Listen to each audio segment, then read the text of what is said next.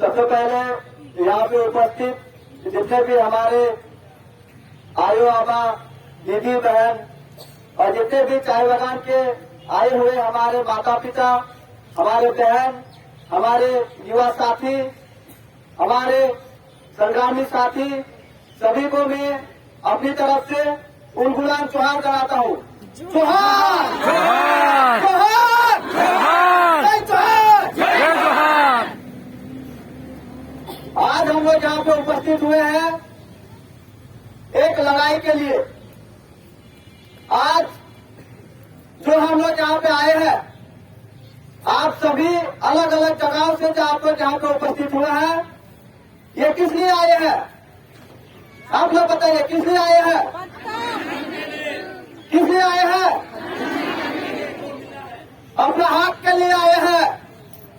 ये हमारी लड़ाई है और ये हमारी ऐसी वैसी लड़ाई नहीं है। ये हमारी अपनी अस्तित्व की लड़ाई है। क्या की लड़ाई है? अस्तित्व की लड़ाई है।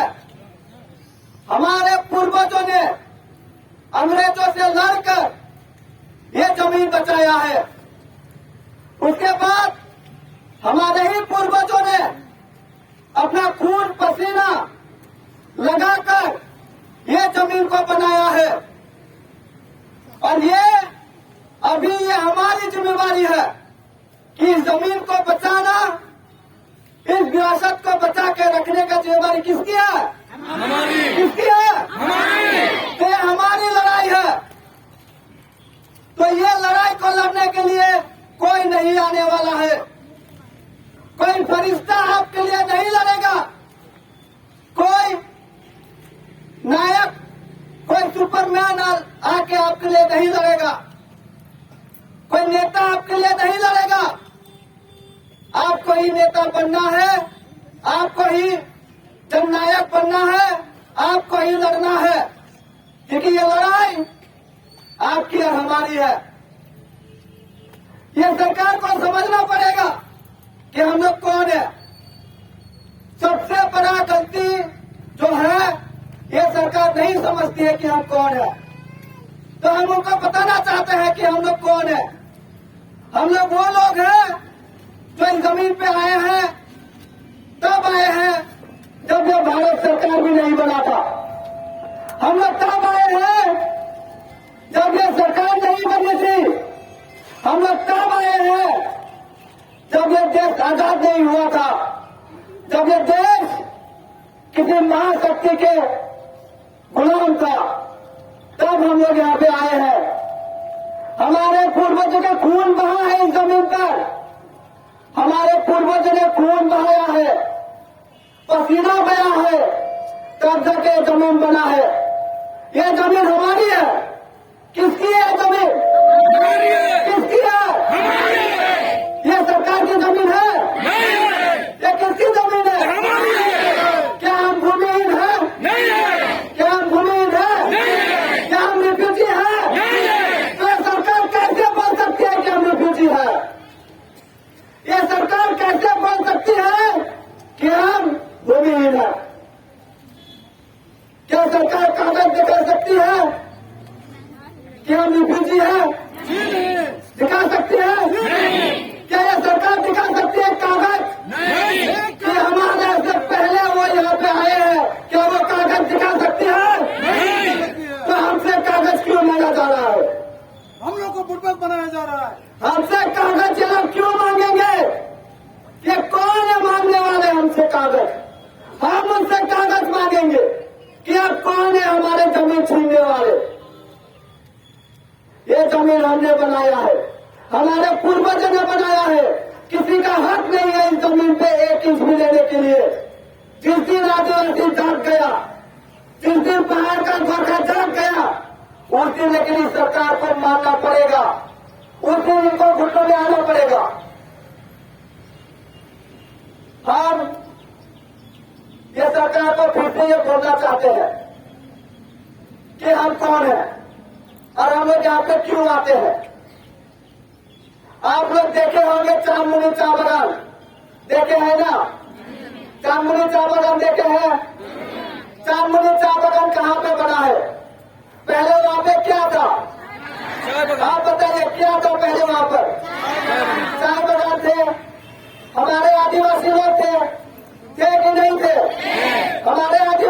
थे।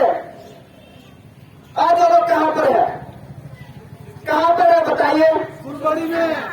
फेंक दिया गया ना उनको, फेंक दिया गया उनको, फेंक दिया गया। ना उनका घर दिया गया, ना उनको जमीन दिया गया, उनको फेंक दिया गया। ये है सरकार। सरकार जब वो सिटी सेंटर का जो प्रोजेक्ट लाई थी, उसको सैटेलाइट प्रोजेक्ट बोला गया, बड़ा नाम किया गया, बड़े बड़े आर्टिकल छापे गए, बड़े बड़े न्यूज एजेंसियों उसके ऊपर खबर किया कि अभी ये जो प्रोजेक्ट अगर आएगी तो उत्तर बंगाल का जो है बगान, उत्तर बंगाल का जो बगान है उसका काया पलट देगी। उत्तर बंगाल एक विकसित राज्य जैसे लग जाएगा, सिलीगुड़ी एक इंग्लैंड जैसे लगेगा, स्विट्जरलैंड जैसे लगेगा। ये सारी बातें उस टाइम के मीडिया में कहा गया और साथ में यह भी कहा गया, ये आर्टिकल है, ये रिपोर्ट है कि अगर सैटेलाइट प्रोजेक्ट अगर बनता है तो उसमें 5,000 चाय मजदूरों को रोजगार मिलेगा। ये बोली थी उस समय की जो सरकार थी, उन्होंने कहा था। 5,000 लोगों को रोजगार मिला? नहीं। मिला? नहीं। मिला? किसी को रोजगार मिला? नहीं। रोजगार नहीं मिला। लेकिन बगान क्या बचा? नहीं। रोजगार छीना गया? छीना गया कि नहीं छीना गया? कैसे बोलिए, छीना गया कि नहीं छीना गया? हमसे इन्होंने जमीन भी छीना, रोजगार भी छीना, हमारा घर भी छीना। बदले में आपको क्या मिला? कुछ नहीं मिला। तो यही डर है, यही ये लोग फिर से करने वाले हैं। ये जब बगल में जो होटल बना है और उसके बगल में फिर से होटल बन रहा है, वो किस जमीन पे बना है? किस जमीन पे बना है? कौन सा बगान का जमीन है? कमला चाय बगान का जमीन है। अगर उस जमीन में जब बगान थे तो कौन लोग काम करते थे? हम लोग। बगान के लोग काम करते थे, हमारे लोग काम करते थे। वहां पे किसी को रोजगार मिलता था, किसी का पेट पलता था, किसी का जीवन चलता था, उसके बच्चे पढ़ते थे। तो इतने सारे चीजें वहां पे डिपेंडेंट थी। आज जब वहां पे होटल बना, किसको फायदा हुआ? पूंजीपति को। किसको फायदा हुआ? पूंजीपतियों को। जोर से बोलिए, किसको फायदा हुआ? पूंजीपतियों को फायदा हुआ। हमें रोजगार मिला, लेकिन हमारा रोजगार छीना गया। छीना गया कि नहीं छीना गया? तो ये लोग हमारे रोजगार छीनने आए हैं, ये लोग हमारा रोजगार देने नहीं आए हैं।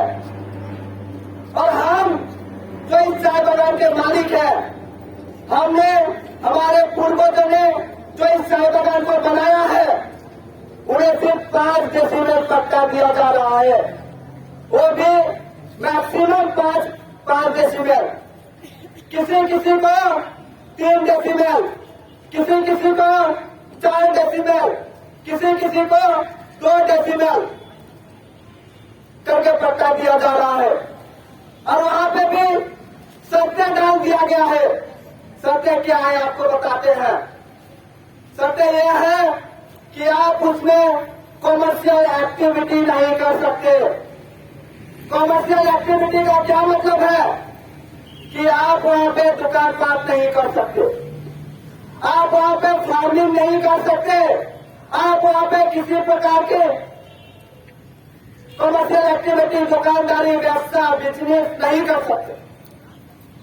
आप उस जमीन को ट्रांसफर नहीं कर सकते, आप उसको हस्तांतर नहीं कर सकते, आप उसको बेच नहीं सकते, आप उसको गिरवी नहीं रख सकते, आप उसमें लोन नहीं ले सकते। ये हमको ये सब ये लोग डाल रहे हैं हमारे ऊपर।